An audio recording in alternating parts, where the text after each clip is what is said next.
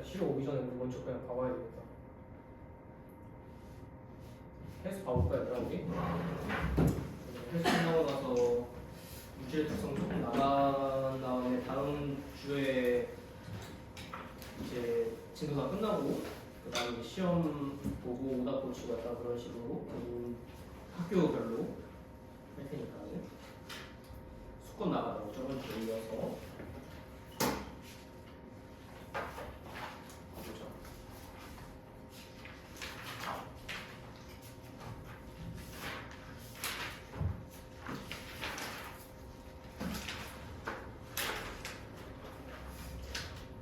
아니면 수권까지 하고 나서는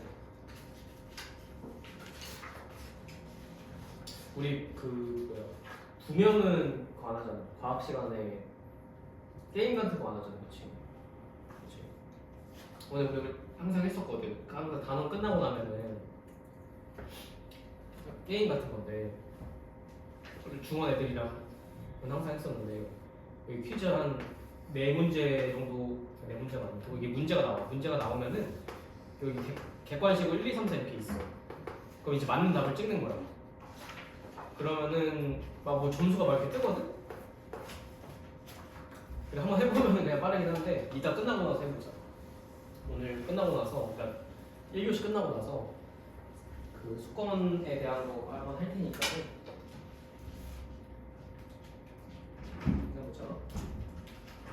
제구야. 그래. 어디 하실 거야? 어디 하실 거야? 제가 수권 저번 시간에 했던 거 이어서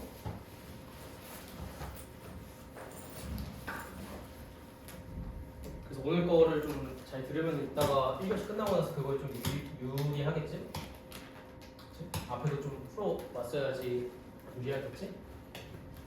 앞에 잠깐만 복습하고 가면은 중요한 것들만 잠깐 보고 가면은 우리가 페이지에서 저번 주에 했던 거 여기 106쪽에서 뭐가 중요하다고 보였었냐면 수권에서 배우면서 맨 처음에 해수랑 담수로 나눠지는 건데 해수가 제일 많은 거는 맞는데 담수 안에서 제일 많은 거는 빙하다. 일단 빙하가 담수 안에 들어가는 거 되게 중요하다고 했었고 그다음 빙하 다음에 지하수 그다음에 호수하천수인 건데 사람이 이용할 수 있는 거는 뭐라고 그랬어 장혁아? 담수 중에서 뭐야? 빙하 이용할 수 있어? 그치 뭐 이용할 수 있는 거야? 지하수. 그치 지하수가 아니라 호수하천수라고 했었지? 맞아? 호수하천수 이용할 수 있다고 했으니까 근데 만약에 호수하천수가 안 됐을 때 얘가 이용하지 못할 때 지하수 이용할 수 있다 이런 얘기 했었으니까는 각각 특징 봐주고 요거 수자원 같은 경우에는 요거 4가지 생활용수, 농업용수, 공업용수, 유지용수 그러니까 의미가 어떤 건지랑 그 비율에서 농업용수가 1등이고 그 다음에 유지용수, 생활용수, 공업용수가 순위 잘 기억을 해주고 그 다음에서는 뭐 했었냐면은 수온분포 하면서 온도가 어떻게 영향을 끼치는 건지 기본적으로 저위도가 적도 주변에 가깝기 때문에 저위도에서 위로 올라갈수록 저기 춥다 이런 얘기 했어. 똑같이 계절별 같은 경우는 당연히 여름이 더 높은 거지 얘기했었고 그 다음 연직 수온분포 같은 경우에는 혼합층, 수온약층, 심해층 이 3가지로 나눠지게 되는 건데 기본적으로 혼합층 같은 경우에는 중요했던 포인트가 바람이 강할수록 그 혼합층의 두께가 두꺼워진다 이런 얘기 했었고 수온 약층 같은 경우에는 깊이가 깊어질수록 수온이 점점 감소하다 보니까는 되게 안정한 층이다 비교적 안정한 층이다 매우 안정하다 얘기했었고 심해층 같은 경우에 너무 깊다 보니까 수온이 낮은 상태로 쭉 유지된다 이런 얘기 했었고 그래서 위도별 특징 같은 경우는 저위도에서 수온이 가장 높다 그 다음 바람이 약해서 혼합층이 얇게 나타나는 거고 중위도 같은 경우에 바람이 강하다고 했었죠 우리나라 같은 경우 고위도 같은 경우에는 워낙 춥다 보니까 층상 구조가 없는 거지 이런 식으로 A가 지금 고위도 그 다음에 B가 혼합층이 두꺼운 거 보니까 B가 바람이 많이 부는 거니까 중위도가 되는 거고 C 같은 경우에가 혼합층이 얇은 거니까 저위도다 이런 식으로 알 수 있는 거죠 이렇게 그런 얘기 했었고 그 다음에 앞에 쪽 하다가 끊어졌는데 그 염류라고 하는 게 해수에 녹아있는 여러 가지 물질이라고 해서 1순위랑 2순위는 기억을 해달라고 했었지 염화 나트륨이랑 염화 왕원액슘 1등이든 기억을 해줘야 되는 거고 염분이라고 하는 건 이제 해수 1000g에 녹아있는 염류의 총량이라고 했었잖아 그래서 우리 또 뒤에서 하겠지만 용해도는 100g 기준인 거니까 좀 주의해야 된다고 했었고, 그 염분의 다양이는 여기까지 했던 것 같다, 그렇지? 그래서 여기부터 다시 와봤을 때 우리 염분이라고 하는 거는 해수 1000g이 녹아있는 염료의 총량이다 이렇게 얘기했었고, 단위가 PSU라고 하는 거랑 퍼밀이라고 하는 거는 퍼센트에 이제 0이 하나 더 붙은 건데, 그 이유가 얘는 1000g 기준인 거니까, 얘는 1000g 기준인 거니까. 용해도 같은 경우에는 100g 기준이다 보니까는 퍼센트라고 한다고 했었죠. 용해도는 100g 기준인 거니까. 학교에서 배웠잖아, 용해도. 전 세계 해수의 평균 염분이 35 PSU다. 35 PSU.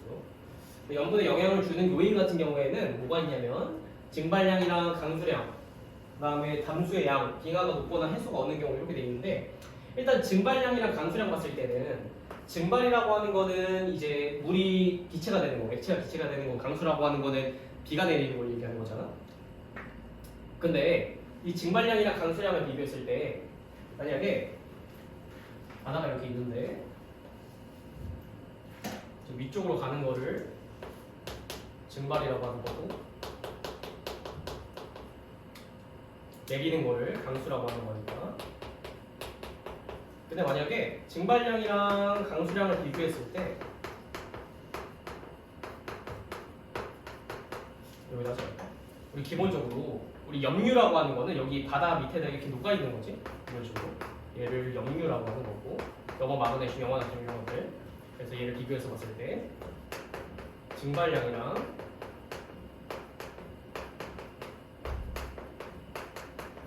강수량을 비교해서 봤을 때, 만약에 예를 들어서 증발량이 커, 증발량이 크다라고 하는 거는 비가 내리는 것보다 물이 증발하는 게 더 많다는 거잖아, 하늘 위로.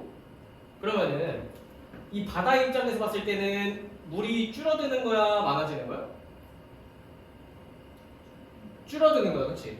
증발이 많다라고 하는 거, 증발량이 많다라고 하는 거는 바다에서 나가는 물의 양이 더 많다는 거잖아, 그렇지? 물의 양이 더 많다는 거니까 그럼 물이 선행적으로 줄어들게 되겠다, 그렇지? 맞을까? 그럼 물이 줄어든다라고 하는 거는 염분 봤을 때, 염분 같은 경우에는 높아진다는 거야, 낮아진다는 거야?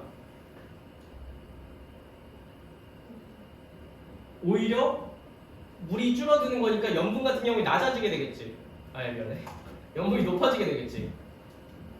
맞을까? 잘 봐봐. 예를 들어서 여기 소금물이 있어, 소금물이 있는데, 선생님 여기다가 소금을 뭐 100g을 녹였어. 소금을 똑같이 100g 녹였는데 얘는 물이 많고 얘는 물이 적어. 그럼 누가 더 작은 거야? 오른쪽 왼쪽 중에서? 오른쪽이 더 작은 거지, 그렇지? 오른쪽이 왜 더 작은 거야? 소금은 똑같이 녹아있는데 물의 양이 얘가 더 적기 때문인 거잖아, 맞을까? 그러니까 물의 양이 적을수록 기본적으로 더 작은 거잖아. 근데 염분이 높다라고 하는 게 우리 작은 거랑 똑같은 거지, 맞을까?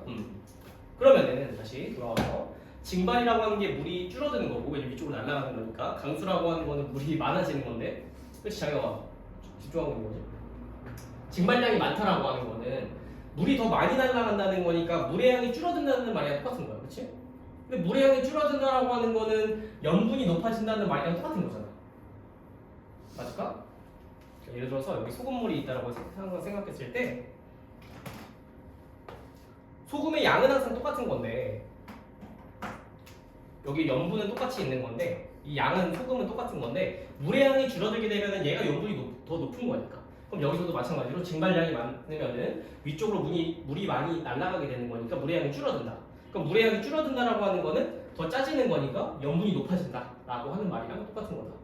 이런 식으로만 생각을 해주면 될 것 같고, 여기 나와 있는 거지. 증발량이 강수량보다 많게 되면은 염분이 높다. 그러니까 이거를 증발량이 많으니까 염분이 높다 이렇게 외우는 게 아니라 이런 식으로 이해를 하면 굳이 외울 필요가 없다는 거지. 그렇지? 이해해야 된다라고 하는 거. 그럼 만약에 반대로 강수량이 더 많아, 비가 더 많이 와. 그럼 비가 더 많이 오게 되면은 물의 양이 늘어나게 되는 거니까 상대적으로 싱거워지게 되겠지? 그럼 싱거워진다라고 하는 거는 염분이 낮다라고 하는 말이랑 똑같은 거니까. 이해될까?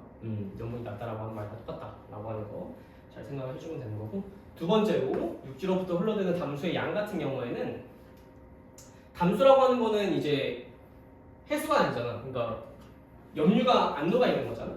근데 만약에 육지로부터 흘러드는 담수의 양이 많아. 그러면은 염분이 낮아지게 되겠지. 왜 그런 거냐면 육지로부터 흘러드는 담수의 양이라고 하는 거는 원래는 만약 예를 들어서 이런 식으로 소금물이 있었는데 여기로 물을 더 넣어. 물을 더 넣게 되면 얘 같은 경우는 염분이 높아지는 거야, 낮아지는 거야? 낮아지게 되겠지, 그치? 맞을까? 물을 더 넣게 되면 이쪽으로 바뀌게 되는 거니까 오히려 염분이 낮아지게 되는 거잖아. 그치요? 낮아지게 되는 거다 보니까 만약에 담수율이 많다라고 하는 거는 소금물에다가 물을 더 넣는다라고 생각하는 거랑 똑같은 거다 보니까 담수율이 많게 되면 물을 더 많이 넣게 되면은 염분이 낮다. 반대로 만약에 물을 조금만 넣어 담수 유입이 적은 바다 같은 경우에는 상대적으로 염분이 높겠지. 왜냐면은 물을 조금만 넣게 되면은 물이 막 크게 증가하는 게 아니다 보니까는 상대적으로 염분이 높다. 이런 식으로만 생각을 해주면 될 것 같고, 마지막으로 빙하가 높거나 해수가 어는 경우 같은 경우에는 빙하가 녹는다라고 하는 거는 물이 많아지는 거잖아. 그치?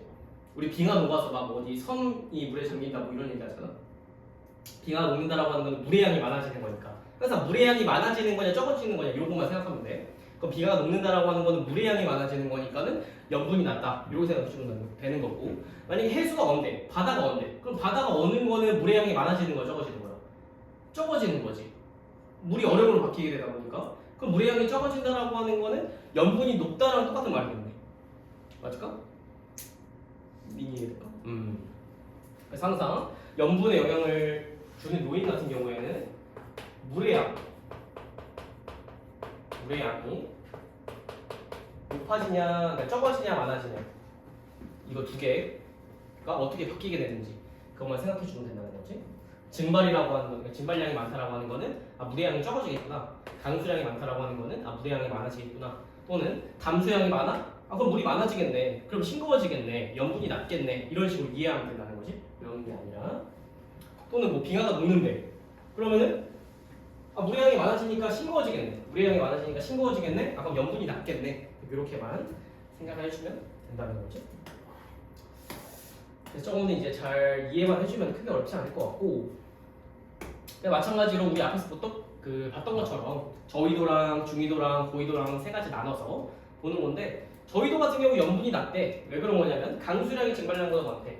강수량이 증발량보다 많다. 그럼 강수량이 많다라고 하는 거는 비가 많이 내린다는 거니까 물이 많아진다. 물이 많아진다라고 하는 거는 염분이 낮다는 말이랑 똑같다고 했으니까 염분이 낮다 이렇게 되어 있는 거고, 중위도 같은 경우 이제 우리나라인 거지. 우리나라 같은 경우는 염분이 높대. 왜 그런 거냐면 증발량이 강수량보다 많대. 증발량이 많다라고 하는 거는 물이 줄어드는 거니까 염분이 오히려 높아지는 말이랑 똑같은 거지. 그 다음에 고위도 같은 경우에는 염분이 낮대. 왜 그런 거냐면 빙하가 녹는다. 빙하가 녹으면 물이 많아지겠네. 물이 많아지면 염분이 낮다 라는 말이랑 똑같은 거니까 항상 물의 양에만 신경을 써주면 된다는 거죠. 물의 양에만 신경을 써주면 된다. 그래서 우리나라 주변 바다 같은 경우에는 한 33 정도로 낮대. 근데 여기에는 우리나라가 이제 중위도잖아. 근데 여기에는 뭐 왜 낮아 이렇게 할 수 있는데 그냥 우리나라가 조금 낮은 거지. 우리나라가 좀 낮다. 그냥 이런 식으로만 생각해 주면 되고 문제로는 잘 안 나오고. 오히려 밑에가 좀 많이 나오는 거네. 이 두 번째랑 세 번째. 두 번째랑 세 번째가. 자, 체크해 놓으면은 강수량이 많은 여름철이 겨울철보다 염분이 낮다. 우리 여름에 비가 많이 오는 거잖아. 겨울에는 비 잘 안 오는 거잖아. 그렇지? 그러니까 여름철에 비가 많이 오다 보니까 비가 많이 온다라고 하는 거는 물이 많아지는 거니까 여름철이 염분이 낮다. 여름철이 염분이 낮다. 그거는 강수량이 많기 때문이니까 비가 많이 오기 때문이다. 이렇게 생각해 주면 될 것 같고, 그 다음에 황해랑 동해라고 하는 게 있는데, 우리 황해는 서해 얘기하는 거잖아, 그렇지? 약간 그 뭐지? 역사 선생님인가? 역사 선생님들은 이렇게 지도를 잘 그리잖아.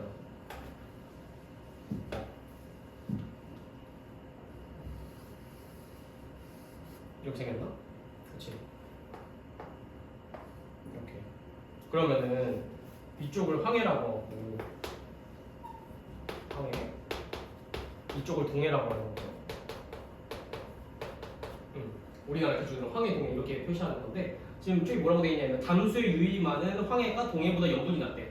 담수의 유입이 많다라고 하는 거는 우리 여기 이 육지 안에도 되게 물이 많잖아. 뭐 한강도 있고 뭐 어떤 천이라던가 그런 게 되게 많잖아. 여기 막 이렇게 흐르는데, 황해 쪽으로 담수의 유입이 더 많은 거예요. 담수. 그렇다라고 하는 거는 똑같이 황해 같은 경우에는 물이 더 많아지는 거니까 염분이 상대적으로 낮겠네. 이렇게만 생각해 주면 된다는 거지. 황해에 담수의 유입이 많다 보니까 물이 더 많아지는 거니까 염분은 상대적으로 동해가 높다. 이렇게 생각해 주면 된다는 거지. 염분 같은 경우는 염분. 동해가 높다. 이렇게만 생각해 주면 된다는 거지. 그다음 마지막 같은 경우에는 뭐 법칙이라고 써 있어서 뭐 되게 어려워 보이는데 그게 아니라 그냥 지역이나 계절에 따라 염분이 달라도 각 염류가 차지하는 비율은 항상 일정하다. 그 이유가 해수가 오랜 시간 동안 순환하며 골고루 섞였기 때문이다 이렇게 있는데, 그러니까 대한민국이든 뭐 어디 유럽에 있는 바다든 어디 일본 옆에 바다든 그 염분의 비율은 항상 일정하다는 거야. 양은 달라질 수 있겠지만은 비율은 항상 똑같다는 거지. 여기서 봤을 때 북극해면은 그 한참 위에 있는 그 북극 옆에 있는 바다인 거잖아. 근데 봤을 때 일단은 비율 만 버는 건데 그 이전에 우리 항상 염화나트륨이 1등이고 2등이 염화 마그네슘인 거지. 이거는 꼭 외워준다고 했었고 나머지는 다 마찬가지인 건데 지금 양 자체는 다 다른 거잖아. 왜냐면 북극해는 염화나트륨이 23.3g이라고 돼 있는데 동해는 25.6g, 홍해는 31.1g 이렇게 돼 있어. 양 자체는 전부 다 다른 거야. 근데 비율이 전체 북극해는 전체 30g 안에 염화나트륨이 23.3g이 들어있는 거고 동해 같은 경우에는 전체 33g 중에서 25.6g이 들어있는 거고 홍해 같은 경우에는 40g 안에 31.1g이 들어있는 건데 그 염화나트륨의 비율 자체가 전부 다 78%로 다 똑같다는 거지. 근데 이 78%로 다 똑같다라고 하는 거는 왜 그런 거냐면 바다가 다 연결돼 있어서 전부 다 섞이는 거니까. 전부 다 섞이기 때문에 전부 다 일정하다. 그거를 염분비 일정 법칙이라고 한다. 딱 그 정도로만 생각해 주면 될 것 같아요. 그래서 전체 염류에서 염화나트륨이 차지하는 비율이 78%로 거의 같다. 이렇게 볼 수가 있는 거니까 크게 어렵지 않을 것 같고. 그 오른쪽 봐봐. 오른쪽. 지금 주변 바다의 표층 염분 분포인 건데 지금 이 숫자가 클수록 염분이 높은 거거든. 그러면은 2월이랑 8월이랑 비교했을 때 좀 이상한데? 아 맞네. 2월이랑 8월이랑 비교했을 때 누가 더 염분이 높은 거야? 지금 숫자가 여기는 한 30, 31, 34 이렇게 되는데 여기는 34, 34.8 이렇게 돼 있으니까는 2월이 조금 더 높은 거지. 맞아? 2월이 조금 더 짠 거야. 근데 왜 8월보다 왜 2월이 더 짠 거야? 그렇지. 강수량이 언제 더 많아? 여름이랑 겨울 중에서 여름이 더 많은 거잖아. 맞아? 그럼 8월이 여름인 거니까 여름에 강수량이 더 많은 거니까 여름에 물이 더 많아져. 물이 더 많아지다 보니까 염분이 낮아지게 되는 거지. 맞을까? 이런 식으로 서술형이 나올 수가 있으니까 이런 것도 잘 체크를 해주고. 하나 더. 여기 지금 2월에서 봤을 때 2월, 8월 마찬가지인 건데 지금 이 우리나라 기준으로 왼쪽이 황해라고 했었고 오른쪽이 동해라고 했었어. 근데 오른쪽이랑 왼쪽 비교했을 때 누가 더 염분이 높은 거야? 동해가 높네? 황해보다? 맞아? 그치?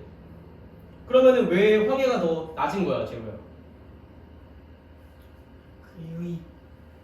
뭐의 유입? 그렇지. 담수의 유입이 황해가 더 많기 때문에. 그럼 담수의 유입이 황해에서 더 많다라고 하는 거는 물이 많아지는 거니까 염분이 낮아지게 되겠지. 맞을까? 이런 식으로 그림 딱 두 개만 주어지고서 이유 두 가지 서술하세요. 이런 게 가장 많이 나오는 거지. 이제 문제에서 그런 식으로 봐주면 된다.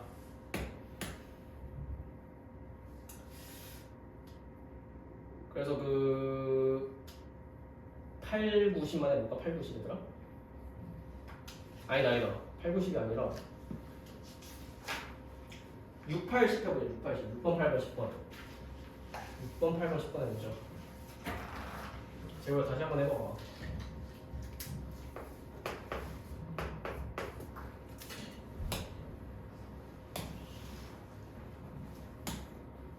해수 1000g 기준이라고 했어요. 해수 1000g 기준.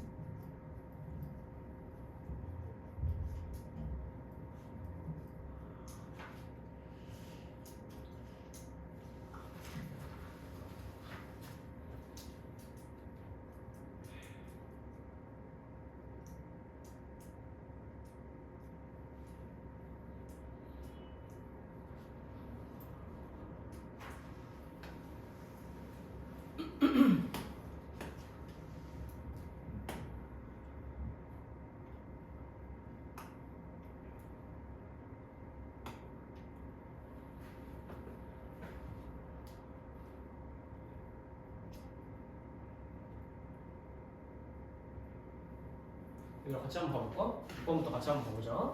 6번 같은 거는 근데 우리 물질의 특성 그런 것들 할 때 오히려 좀 더 중요한 거지. 약간 계산하는 거니까. 근데 염분의 정의 자체가 뭐라고 했었냐면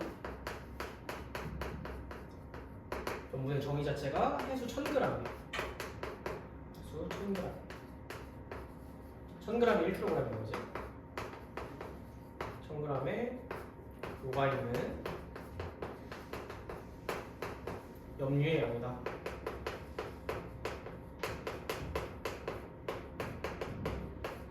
이라고 했으니까 그 정의대로만 해주면 된다는 거지. 지금 1번에서 해수 1000g에 염류 40g이 녹아있다라고 했으니까는 1000g 기준으로 40g 녹아있다는 거니까 얘가 염분이라는 거지. 40pS가 이렇게 해주면 되는 거지. 이게 정의 자체인 거니까 1번에서. 2번은 근데 해수 500g에 염류 16g이 녹아있대. 근데 우리 정의 자체가 해수 1000g에 녹아있는 게 기준이다 보니까는 해수 1000g 한번 바꿔줘야 되겠지? 그치? 그러면 500g에는 16g 녹아있는데 1000g으로 바꿔주게 되면은 몇 g 녹아있는 거야? 여기는 몇이야 되는 거야? 30. 그렇지 32g 녹아있는 거니까 똑같이 2배 해줬으니까 여기 똑같이 2배 해주면 되는 거지. 여기 32g 녹아있는 거니까 32psu다 이런 식으로만 해주면은 될 것 같고 괜찮지? 그치? 그 다음 3번은 헷갈리면 안 되는 게 지금 물 970g이랑 염류 30g이에요. 근데 여기서 기준은 항상 뭐라고 했었냐면 해수 1000g이라고 했으니까 지금 물 970g이랑 염류 30g을 합친 이걸 두 개를 합쳐서 해수 1000g이라고 해줘야 돼요.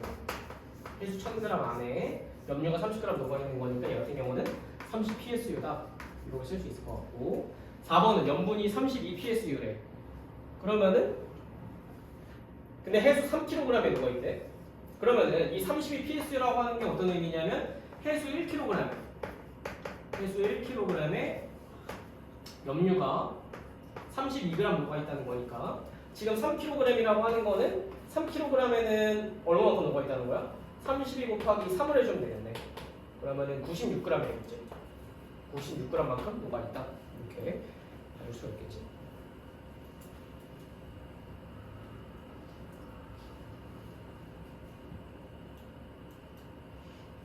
그냥 8번, 10번은 뭐 크게 어렵잖아요. 그냥 가볍게 봐보자. 8번에 1번 같은 경우는 빙하가 녹으면 물이 많아지는 거니까 염분이 낮아지게 되고 2번은 강물이 많이 유입되면 물이 많아지는 거니까 낮아지게 되고 3번은 해수가 얼게 되면은 물이 적어지는 거니까 염분이 높아지게 되겠네. 그렇지? 4번 같은 경우는 증발량이 많아. 증발량이 많다라고 하는 거는 물이 적어지는 거니까 염분이 높아지게 되겠지? 그렇지? 그래서 1번, 2번이 낮은 거고 3번, 4번이 높다. 그 다음 10번 같은 경우는 헷갈리면 안 되는 게 얘가 지금 염분비 일정 법칙인 거잖아. 그러니까 지금 30psu인 해수에 염류 A랑 B가 7대1의 비율로 녹아있으면은 전체 해수가 7대1로 다 녹아있다는 거지. 얘도 마찬가지로 그냥 7대1이라는 거지.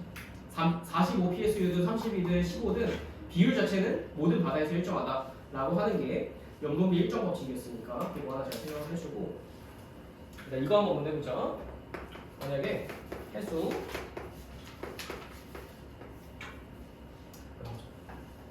해수 250g에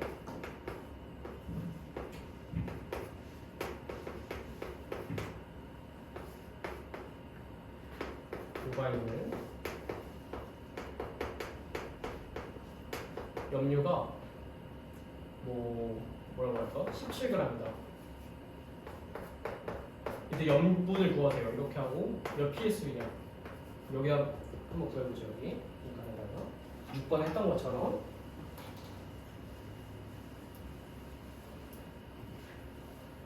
요거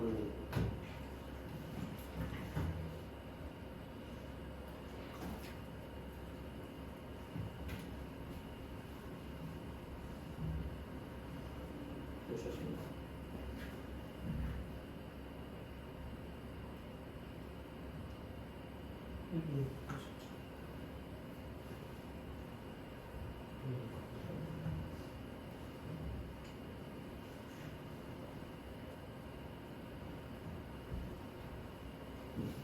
몇이야? 그렇지? 오케이. 그래서 잘 하는 거죠.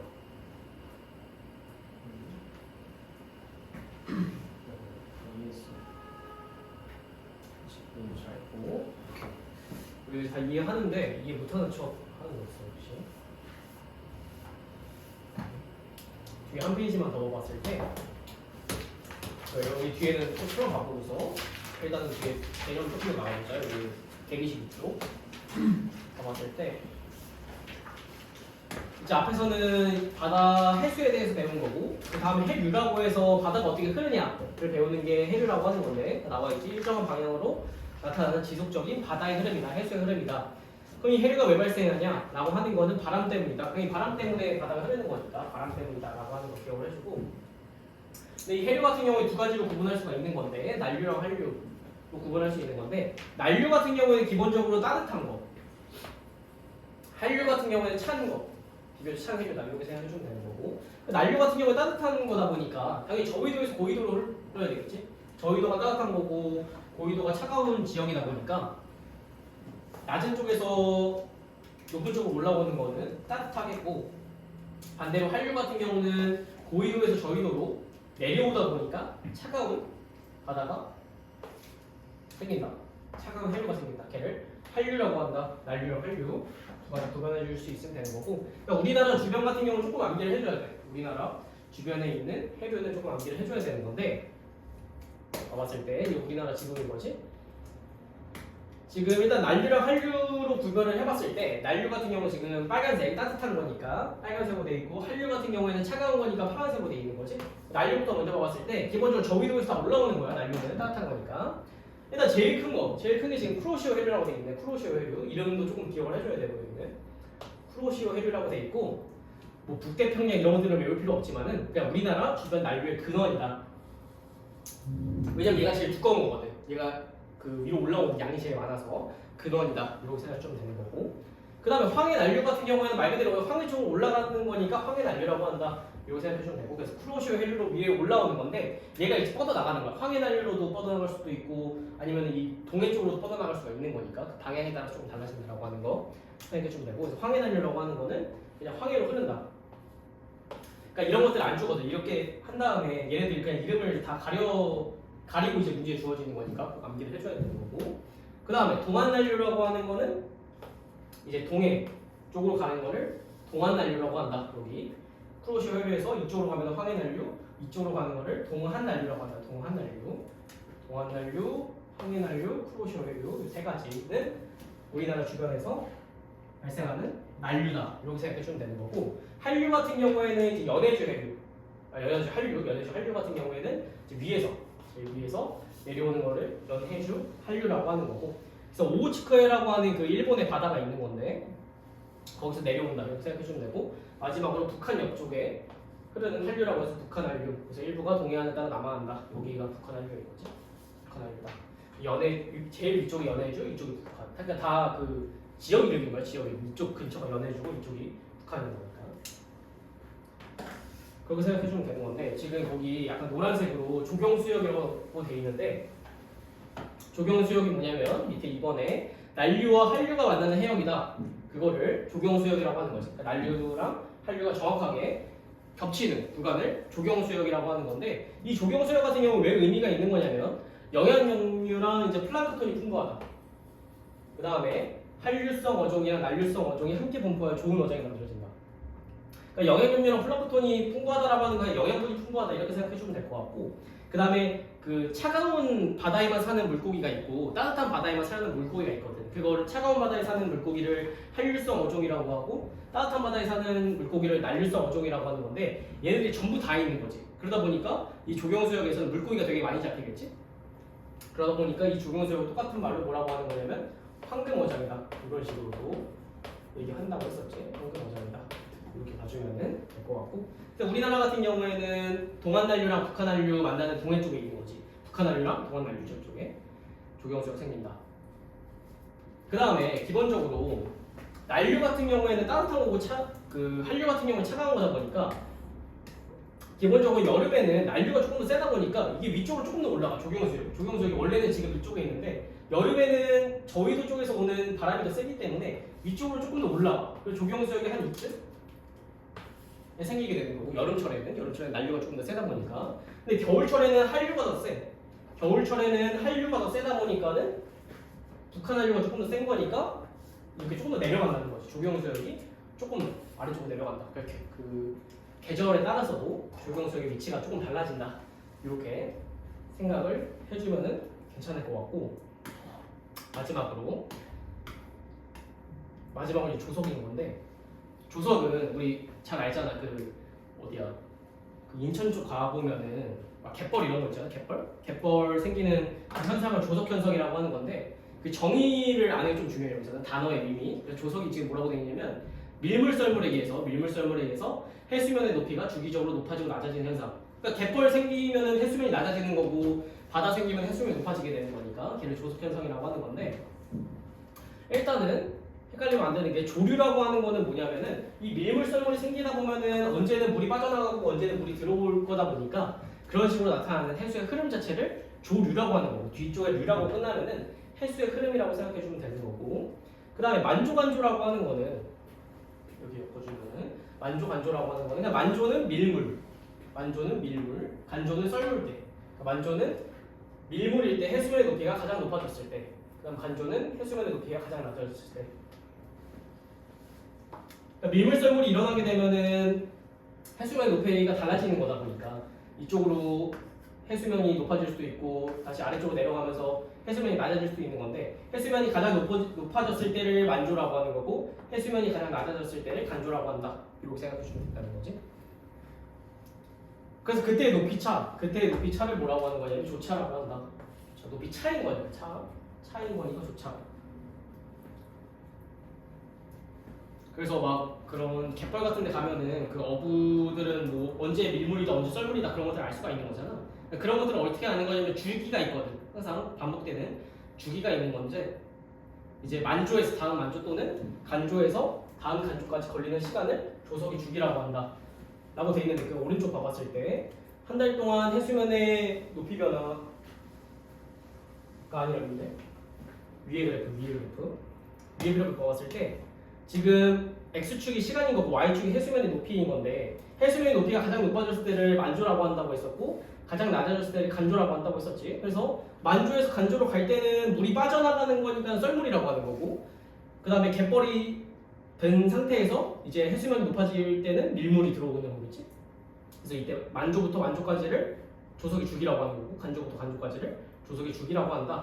그렇게만 생각을 해주면 된다는 거고, 그 조석 현상의 이용 같은 경우에는 이제 우리나라는 이제 황해, 그러니까 서해안 쪽에서 인천 쪽에서 가장 크다. 동해는 이제 안 나타나는 거잖아. 갑자기 강릉 갔는데 거기서 뭐 조개 잡거나 그러진 않으니까 조차가 큰 지역은 서해안이다. 그렇게만 생각해 주면 될 것 같고, 이용은 갯벌에서 조개를 캔다든가 뭐 조류 발전 이런 것도 있겠지. 고기를 잡거나.